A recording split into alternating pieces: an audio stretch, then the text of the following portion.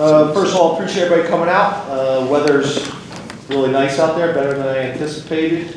I never really know what the weather's like until I either go to practice or come to the press conference.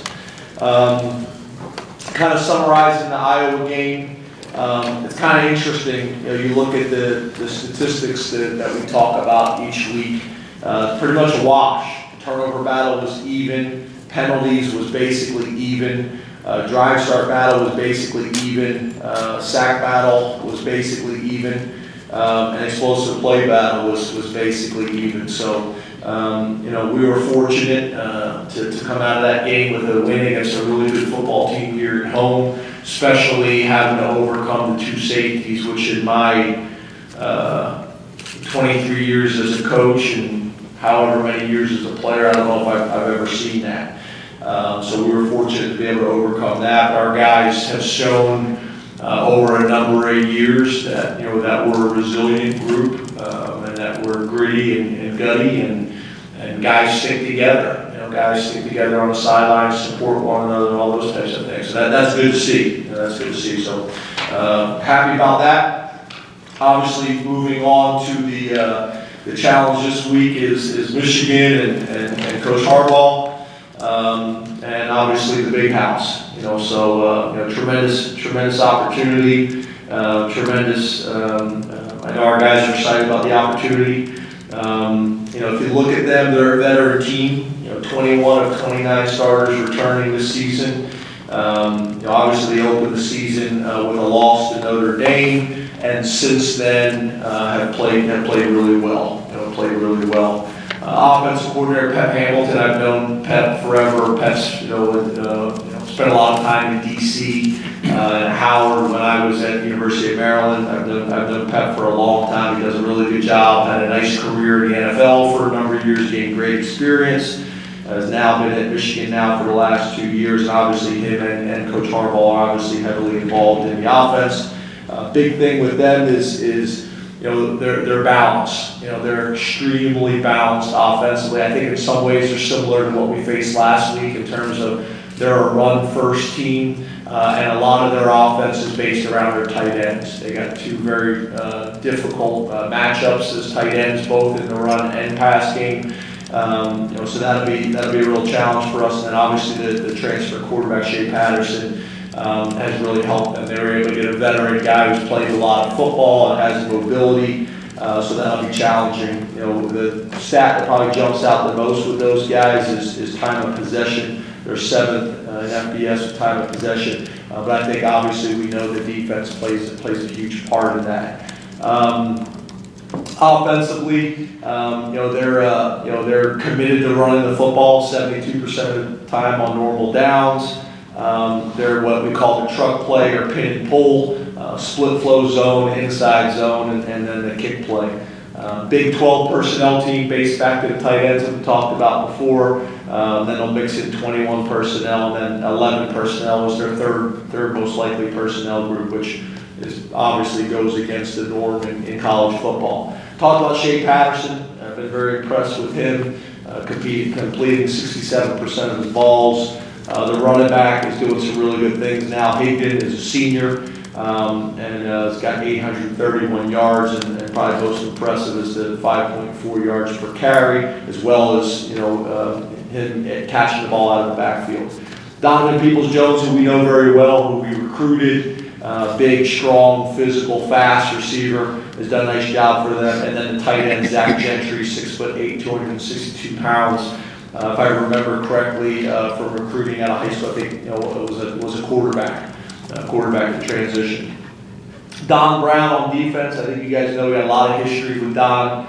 Don's done a great job. You look all the way back to his time at Boston College. We faced them in the bowl game, the Pinstripe Bowl, when he was the defensive coordinator. You look at his time, obviously, now at Michigan. He's had either the top defense in the country or one of the top defenses in the country, really since he's been doing it now for the last how many years. Obviously, we have history even before that. He was the defensive coordinator at Maryland when I was the offensive coordinator. So got a lot of history there. Got a lot of respect for Don, both personally and professionally in his family. I think he does a great job, really, really good job. They lead the nation in total defense and pass defense. They've held 7 of their last 8 opponents to their lowest yardage total of the season. They're a base 4 down front, but they'll mix in some 3 down stuff. They're a press man pressure defense. They're going to try to overload you in the box. They're going to try to take every yard away. Most defensive coordinators will give you something while trying to take another thing away. Don does not want to give up a yard in the game. He tries to take everything away from you. That's how they play. They're going to try to pressure your quarterback. They're going to try to overload the box in the run game, and they're going to take all easy throws away because they press pretty much every play. They know how you're going to try to attack them, and you know how they're going to try to stop you. And they spend all week preparing all those things that people try to do to try to attack, press man coverage. And we spend all week trying to come up ways to beat it. That's what it's about. Total defense, they're first in the Big Ten and first in the country. Passing defense, they're first in the Big Ten and first in the country. Scoring defense, they're first in the country. First in the Big Ten and sixth in the country. So obviously they're doing a great job. Chase Winovich is a guy that when we got the job here in the state of Pennsylvania, tried to get involved in, but it was just too late. He's done a great job. I talked to him at Big Ten Media Days. I think he got there at 208 pounds as a linebacker and has transitioned into a 255-pound defensive end. His motor on tape is impressive. He plays the game really, really hard. Devin Bush is as impressive as a middle linebacker as you'll see. Flies all over the field and is explosive and is strong and is powerful. And I think you guys all know, we know Levert Hill very well, extremely well, and he's playing at a high level for them too. And then special teams, Chris Partridge runs their special teams. This is his 3rd season there. They're fast, they're physical, guys that jump out to us.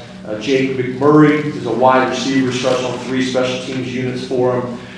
Jordan Glasgow, the Glasgow family seems like they've had a big impact at Michigan for a number of years. He starts on all 4 units for them. Their punter, Will Hart, is punting the ball 50 yards consistently. Is able to swing the field for him. Ambry Thomas is another guy we know really well that we recruited, who's got a huge special teams role for him. And then we already talked about Donovan Peoples-Jones as a punt returner. I skipped over the players of the week.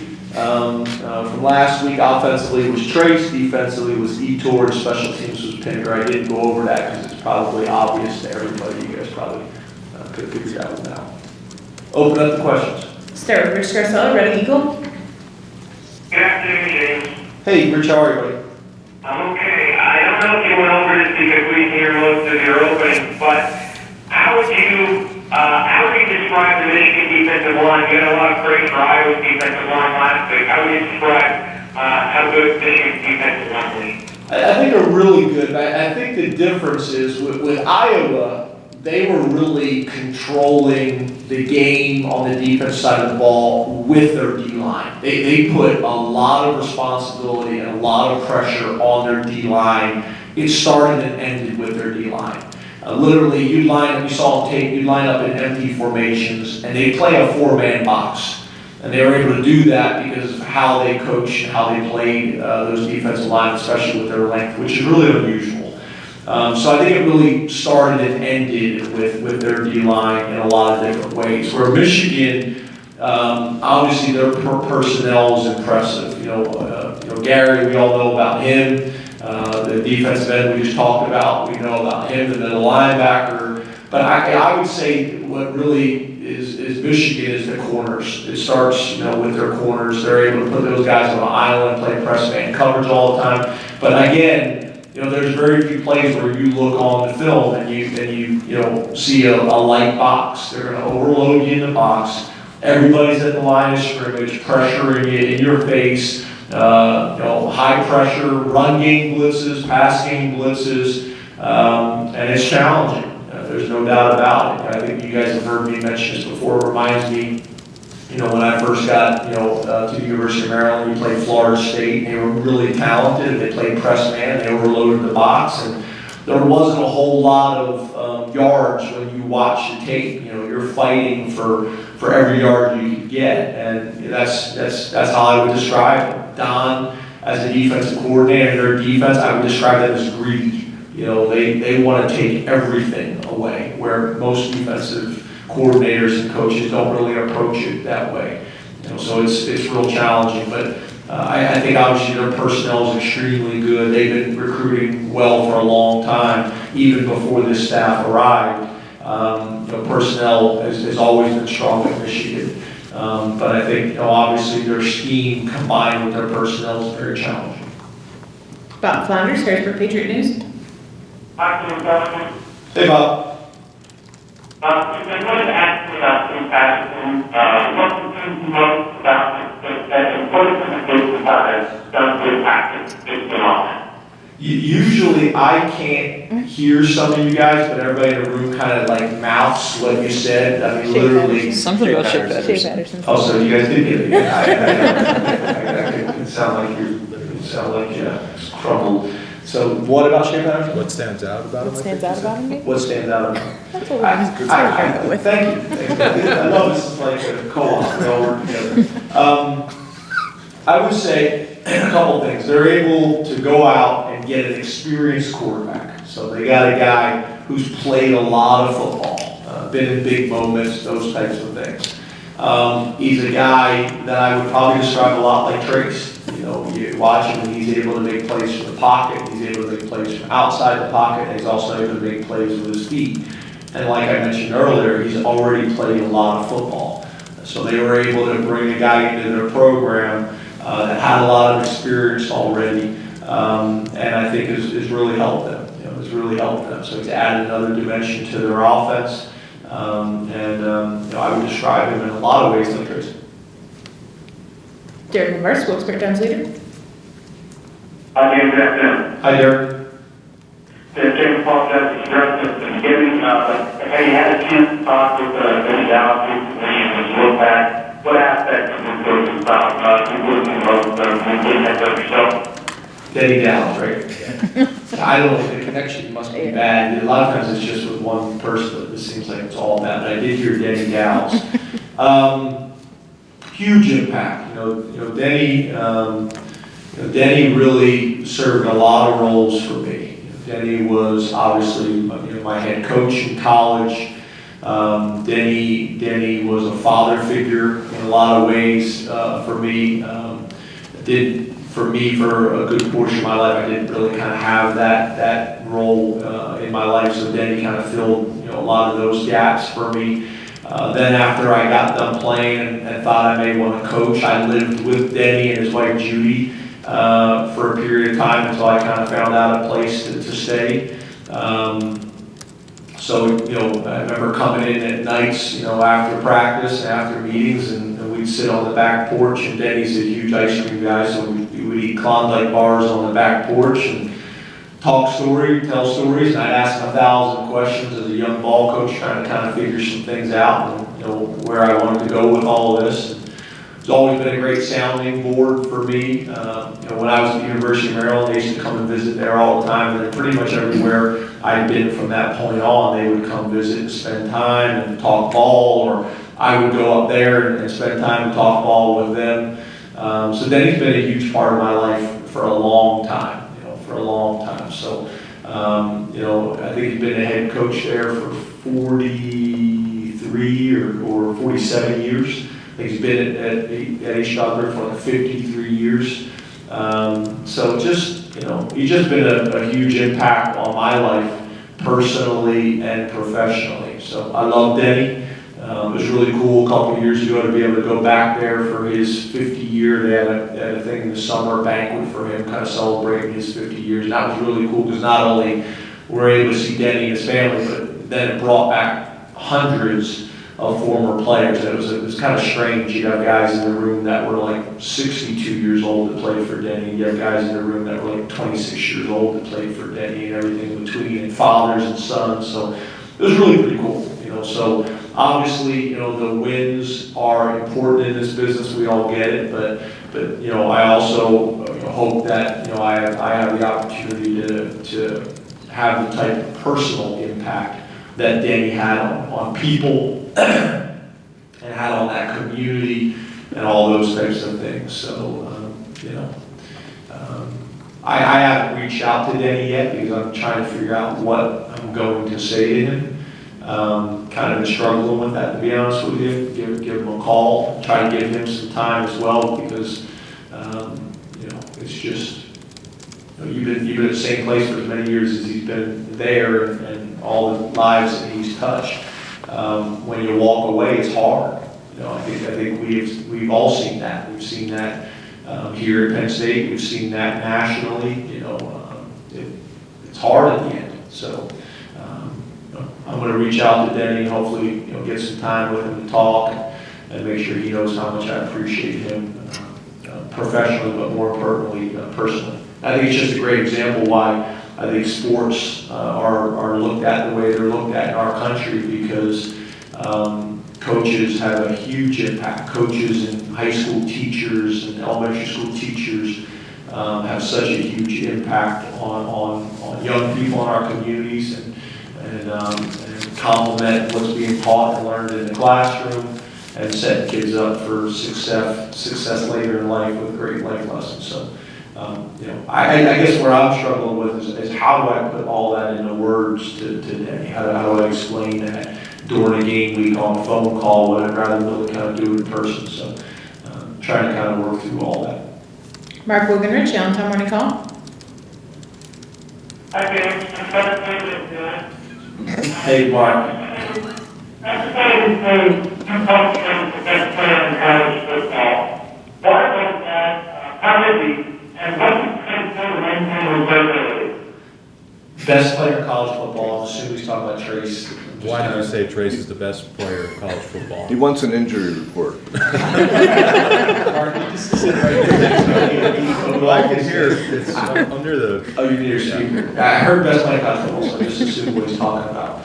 Yeah, I just think it's the collection of work. You know, it's all of it. It's not just you know, the stats. It's not just the wins and losses. It's all of it. You know, you think about what that guy's been able to do in his career, the number of wins. I mean, we played good football here at Penn State for a long time, and he's got a chance to be the winningest quarterback in program history. Probably the most important stat that you can get. He's done unbelievably academically. He's been a great teammate. He's been a great role model. He's been a great son. Been a great brother. He's been a joy to coach. He's been a tremendous example, both verbally and through his actions. His production is hard to argue with, both in the pass game and in the run game. You know, so it's the combination of all of it. There's players that have had really good years, you know, but again, if you were coming up with a list of characteristics or attributes or things that you were looking for to determine a guy's career, you know, he's got most of the boxes checked. You know, so you know, when you talk about how valuable he's been to this team, but more importantly, how valuable he's been to our organization over the last 4 years, you know, I think, you know, one of the great examples of Trace's impact is Tommy Stevens. You know, I think because of how Trace has been and his relationship with Tommy, to sit here and say that didn't factor into Tommy staying, I think it was a big part. I think Tommy's respect for Trace and their relationship, for Sean Clifford, you know, for Levis, you know, for Schuster, for all these guys. You know, that's a strong room that we got, you know, our quarterback room, and it starts at the top, you know, with Trace and obviously with Ricky.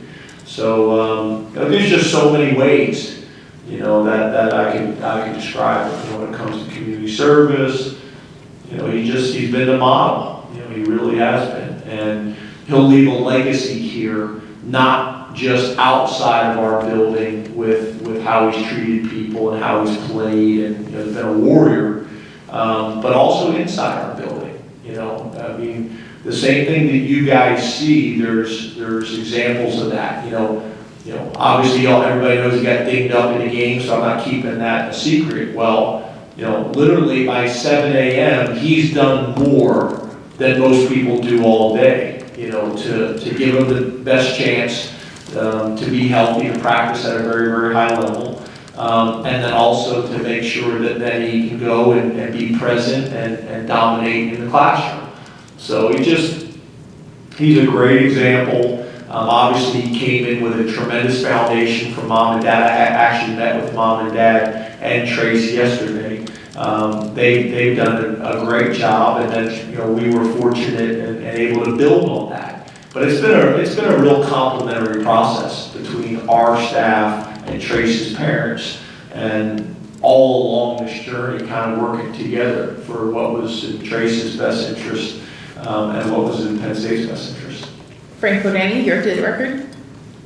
Okay. Hi, Frank. Can you hear me pretty good? I'm just looking at Mark. Can you hear me pretty good? Okay, special teams.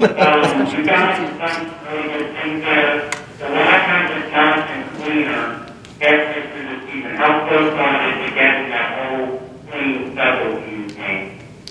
Clean special teams, better How special. close are you to getting to where you need to be on special teams? Yeah, obviously after this Saturday, we still got a lot of work to do. I think some of it is personnel. I think some of it is some of the things that we can do better from a scheme standpoint to put our guys in better position.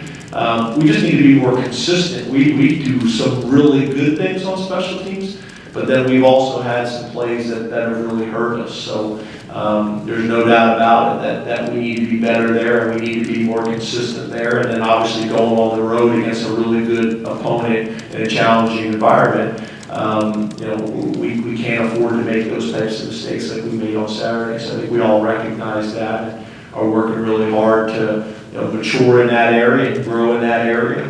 But we made a bunch of big plays as well. We got to get rid of the plays that are hurting us. Joe Giuliano, Philadelphia Inquirer.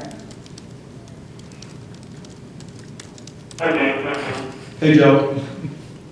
I thought that last time you guys were playing once together, third down, just put it down, to that's to improve, especially against the Michigan Silver,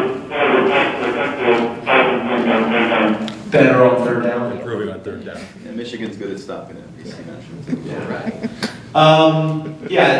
That's going to be a real challenge. If you look at Michigan defensively, it really doesn't change a whole lot by field zone or situation. They are who they are. It's going to be a real challenge. They're not just good in one area. They're really good in general on defense. I mean, statistically, they are dominant.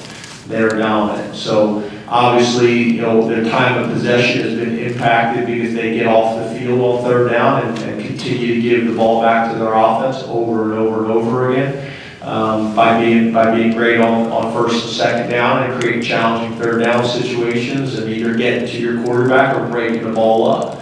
That's going to be a big storyline for the game is can our defense get off the field on third down and create opportunities for our offense, and then is our offense going to be able to execute on third down and try to swing that time of possession back into more of a balanced situation. And put our defense in a better situation and put our offense in a better situation. So that's going to be a big storyline of the game. I don't think there's any doubt about it. But it's not just third down. It's all of it. Like I said, there's not a whole lot of change, in how they try to defend you.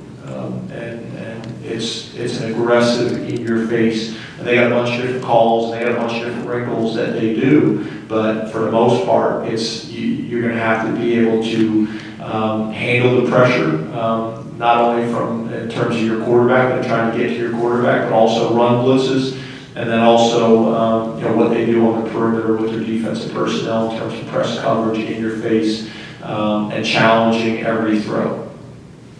Mike Gross, Lancaster Newspapers. Hi, Mike. Volume is not the problem.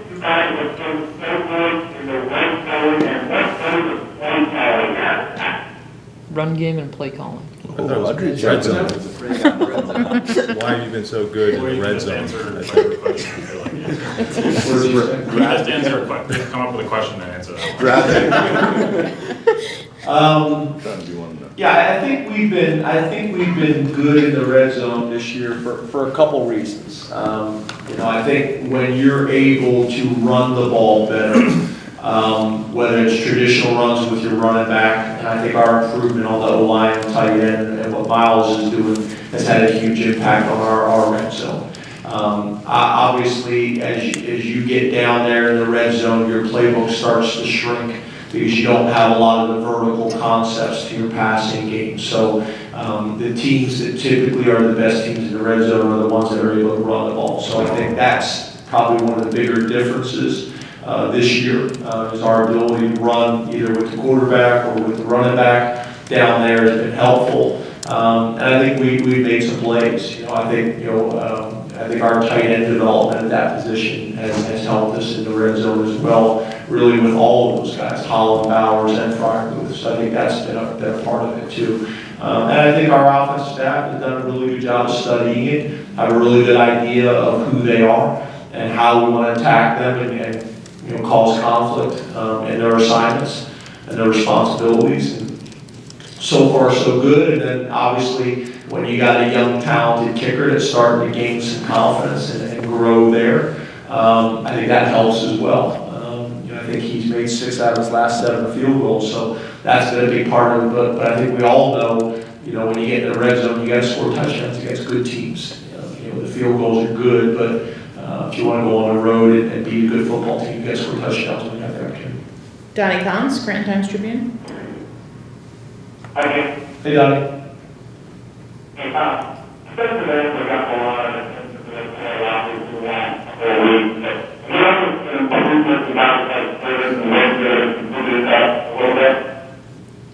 So defensive ends have gotten a lot of attention. What do we need to improve at D tackle? Give them guys get better. Yeah, I actually think you look at what we were able to do last week. I thought we did some really good things across the board with our defensive line. I think obviously the area that we got to get better is some of the penalties that we've had. Those things we got to get cleaned up. The aggressive penalties that happen during the play, I think we want to limit them too, but you can live with them. But it's the yards that we just give away. We got to get those cleaned up, especially in critical situations. So, but I think our D line, as coming into the season, D line and linebacker were probably 2 of our biggest question marks. I think as the season goes on, our defense is playing better. Well, why are they playing better? Because of our D-line is starting to get better and play with more confidence from a depth perspective. And the same thing with our linebackers. We've got some young players that are starting to gain confidence, and we're starting to kind of have an idea who our guys are at that position. So I thought last week, we did a pretty good job of controlling the line of scrimmage. So we're going to need to continue to do that because week in and week out in this conference, like we're going to challenge, the challenge we're going to face this week, we're going to have to do that. This team wants to run the football, and then they want to complement it with their passing game and getting their tight ends into matchups, favorable matchups. And we're going to need to continue growing there. And we've had some injuries, so we've had other guys that had to step up, so we've got a lot of different factors there, but I do see us getting better. Corey Geiger, Elton Amir. Hi, Corey.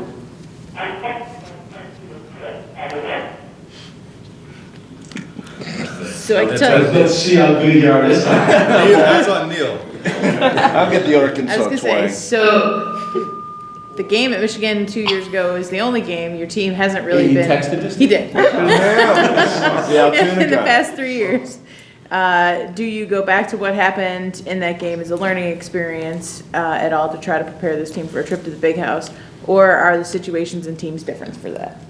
The game that we went there 3 years ago? In 06.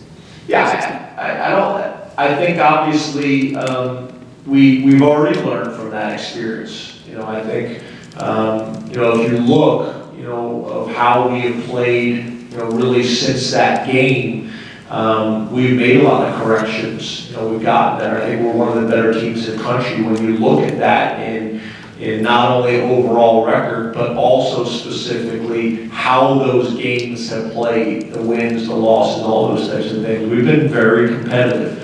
I think obviously, I'm not happy and we're not happy until we, win them all. I get that, but to sit here and say we're going to go back to that game 3 years ago, no. We've evolved, we've learned, we've grown. It's going to be a challenge, there's no doubt about it. And we're excited about the opportunity, and we're excited about the challenge. But 3 years ago compared to now are two completely different teams, two completely different points, in our program's development and history. Obviously, you're always learning, but the players on this team, a good portion of them weren't even here, when that game took place. So, most important thing we can do is study these guys. Statistically, study these guys when it comes to tendencies, watch as much film as we possibly can, and come up with a plan that's going to put our players in the best position to beat this team this year. And it's pretty much that simple week in and week out. That's also coaching fundamentals and techniques and getting our guys prepared for the players on our team who haven't been there yet, of what that environment's going to be like. So, it's all of those things. We'll open up to questions here in the room that Thank maybe God. are more understandable. I just want to give a shout out to the ASAP people who have the transfer. It's going to be tough. James, what do you see, you and Brent see as Micah's upside at linebacker? A lot of people out there are like, why don't we just play him at the end? But I'm assuming you guys see something for him long-term at that position. What do you see for him there? Well, I think you probably see both. I don't think there's any question that Micah could play the end. We had an opportunity where we had a little bit more depth at the end, and we had more questions at linebacker. It felt like he could answer some of those questions, and he wanted to do it. I think one of the things that's nice is I think as Micah continues to grow and get more confidence, and Brent gains more confidence as well, I think there's a lot of ways we can use them in both ways. I think we can use him as a linebacker. I think we can get him into situations from personnel packages where we're using him to blitz the quarterback, rush the quarterback. So in a lot of ways, you're able to take advantage of all his skills. But that'll be a constant conversation, over the next number of years here. But for us right now, I see him getting better each week and gaining confidence. The reps usually, show that, indicate that. So I think you'll see Micah continue to grow and play with more confidence. I think you'll also continue to see Micah have more and more production. And then I think as he continues to really start to master that position, I think you'll start to see us put more things on his plate. Now, Micah wants all those things right now. I mean, Micah wants to play linebacker, he wants to play running back, and he wants to wrestle for Kale, which, and he's not kidding. Talk to Kale about it. He wants to do it all, and he wants to do it all yesterday. And that's just kind of, getting Micah to understand, let's focus on one thing at a time, get really good at that one thing before we put the next thing on his plate. But he's good, he says it kidding around, but he's deadly serious. And we have a lot of fun with him, but right now, we're pretty pleased with how he's handled himself in the classroom and how he's growing as a linebacker, and how he's embracing all the aspects of our program. But it's one day at a time, it's one step at a time, no different than anything else. But I think you'll see it over time. It'll happen slowly but surely. Okay, Frank?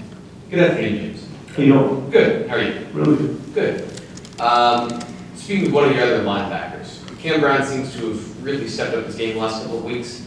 Is that what you've seen from him? And with such a unique talent like Cam, who's 6'5", plays linebacker, is this what you envisioned for him at the very beginning when you signed him as a linebacker? Yeah, it's interesting. He always could run. He He's always aggressive. He's an intelligent guy as well. So yeah, we thought he could do a lot of different things for us. I think part of it was kind of finding the right position for him. I think that was, part of the journey for him as well. I think the other thing is because he's so long, getting the right type of mass on him was challenging. When you're that big, he put on 20 pounds and it still didn't really look like it a whole lot. There's one thing of putting on weight, there's another thing to put on that strength and durability and those types of things. So we've been very pleased with him. He's playing aggressive, he's playing violent, he's playing fast, he's playing with a lot of confidence right now. So yeah, we got very high expectations for him, not only this weekend, but also in the near future. So he's coming along nicely. I know Brent really enjoys working with him. I think he's got a very bright future. And he's going to need to play well on Saturday. James, Trey said that long run Saturday, after hurting his leg, kind of showed his toughness. I'm just curious, you mentioned he's gritty before. Is that the epitome of his toughness? Can you think of an example or two where, he's kind of impressed you, with that toughness? And how do you think that's going to affect him, come Saturday as well? Well, I think it's really good. As you know, I'm not going to talk about how it's going to affect him on Saturday, but I think it's a really good example. I mean, again, I don't think it's one moment. I think Saturday was a moment that probably exemplified that. But I think overall, what he's been able to do for the last 3.5 years, I think is really the story. I don't think one game is going to define Trace McSorley. It's the whole package. It's the running, it's the passing, it's the leadership, it's the toughness, it's the academics, it's the community service.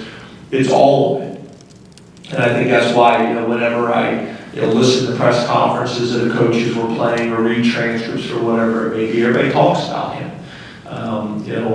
Last year, obviously, Saquon Barkley got a lot of attention, but a lot of coaches you talk to say, yeah, Saquon Barkley was a very, very special player, but it started and ended with the quarterback.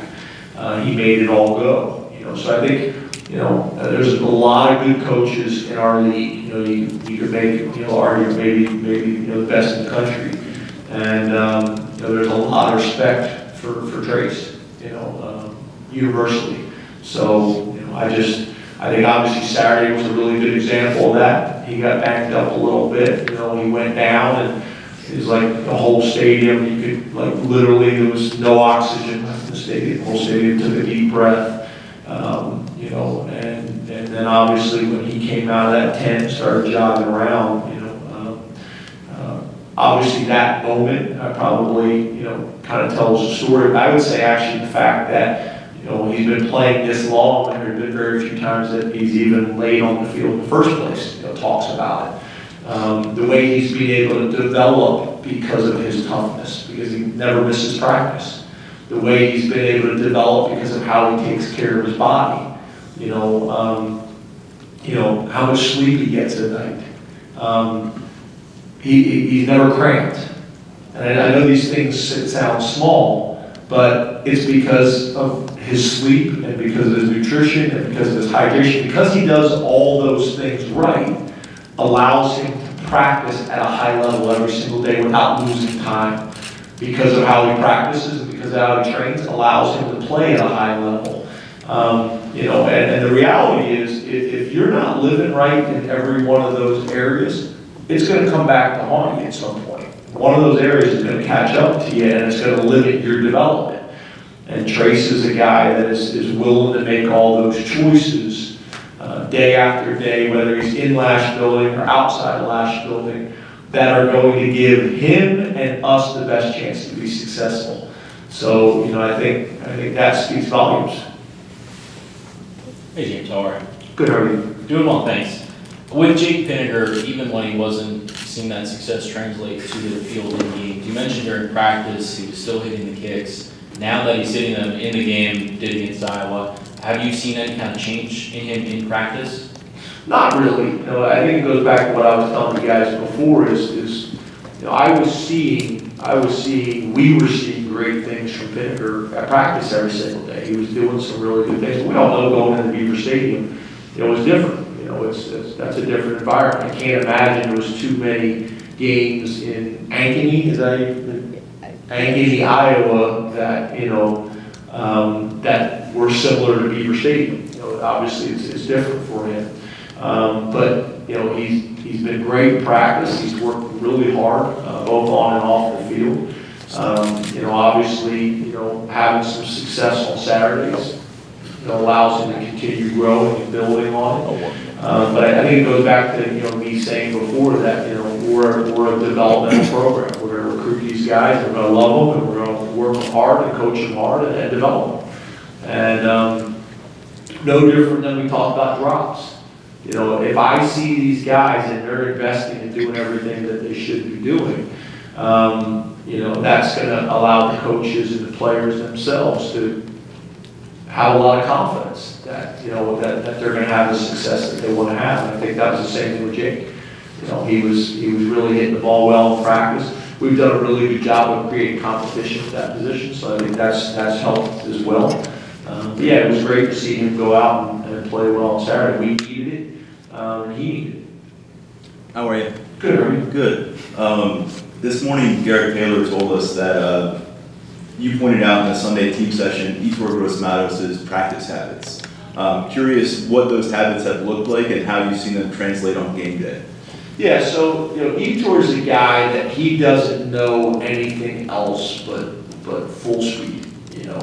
Some guys you have to coach that, and they figure it out later in their career. Some guys you fight with them their whole career, and they never practice as hard as they should practice, and then it never translates, and they never end up maximizing their potential to their ability. And then other guys just naturally have great motor. I think this guy at Michigan, their DN 15, Winovich, am I saying his name right? He's got unbelievable motor.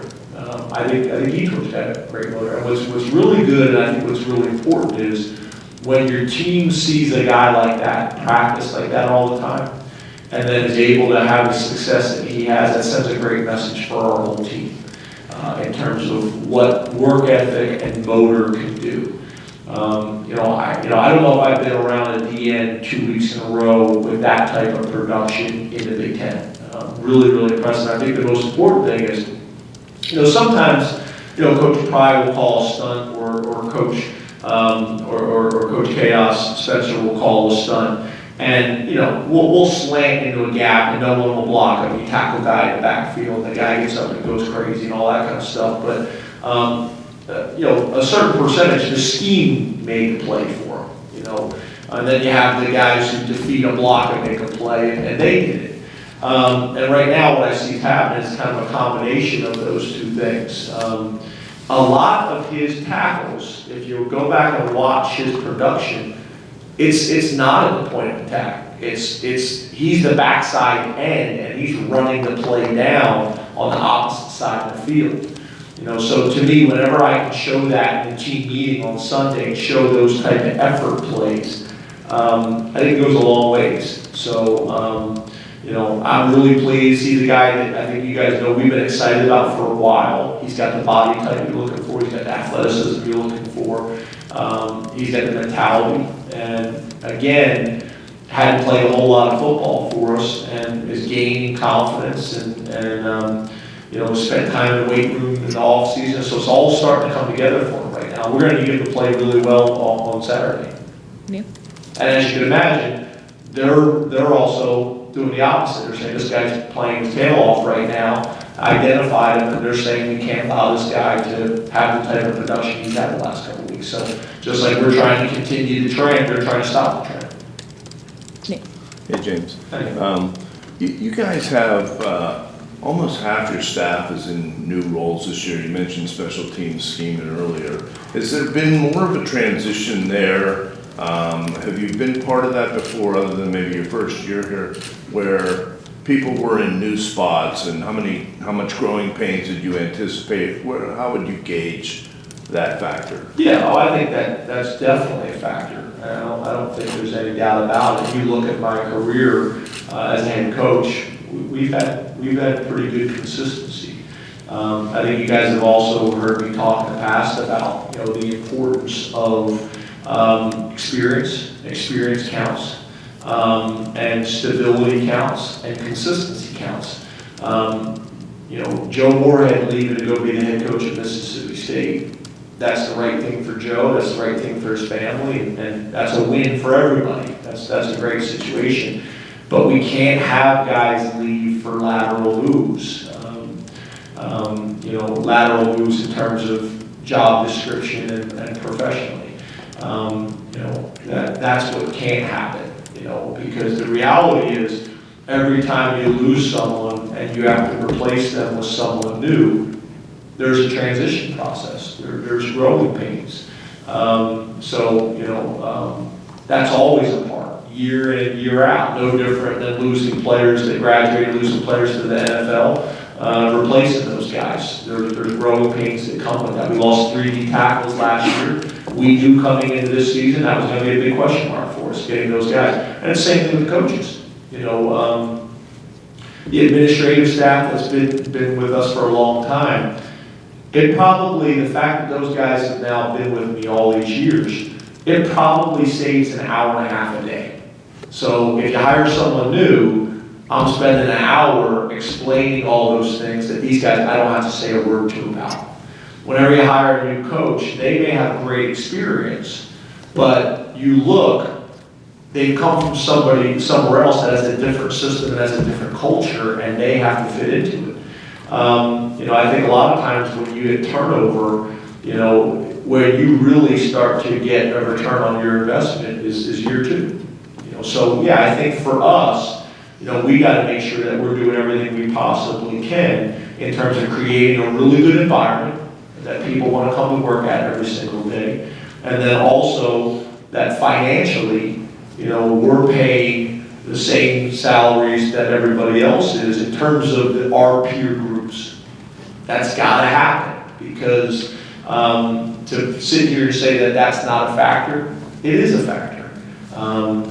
This is a special place, but that's a factor. So I think retention is really, really important for us to keep growing. And again, people leave for obvious promotions. That's a different story. Time for 2 more. Did I answer your question? Yep. Yes, sir. I don't know if it's the mint green shirt, but you just seem your spirit's a lot better. Spirit's a lot better. Sometimes you're a little bit like what is that cartoon with the cartoon with the one, is it Eeyore?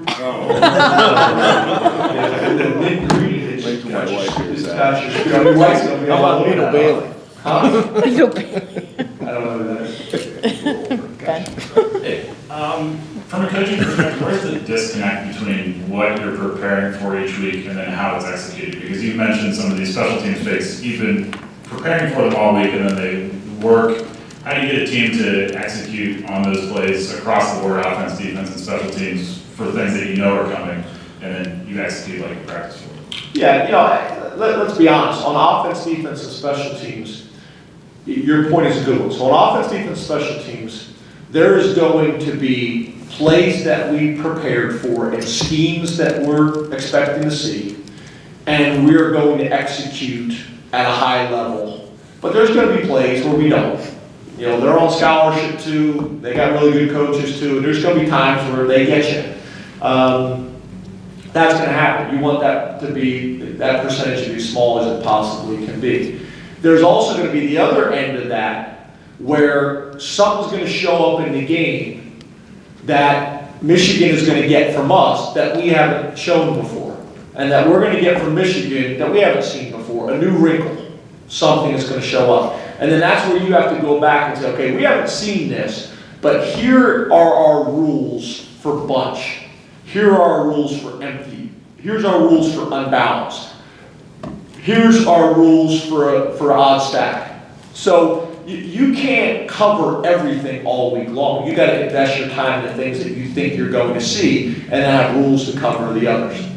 And then you're going to have some things that you cover and you work and you don't execute, and that's happened a few times. I think what happens sometimes with guys is they know their responsibility, but then they try to do too much.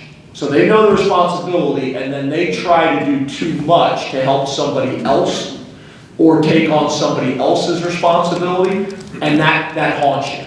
So at the end of the day, you gotta be disciplined enough to do your job within the scheme. If you're responsible for the A gap, you gotta be in the A gap. You gotta be in the A gap. And I think what happens sometimes is, the ball's about to hit the B gap, and you get out of the A gap and jump in the B gap to make the play, and you make it, but then the next time that happens, now you jump into the B gap, and the running back sticks his foot in the ground and hits the A gap, and now you didn't do your job. So it's that fine line of, I gotta do my job, and I gotta trust that the other 10 guys are gonna do their jobs consistently. You may get away with that a few times, where you go outside of the framework of the defense or the offense to make a play, and it works for you, but that same percentage where it works for you, that same percentage is gonna come back and bite you at some point. Does that make sense?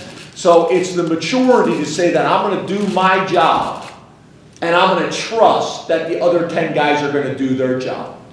And the hard part is when they get outside of the framework and then they get rewarded for it, that's where you gotta be careful.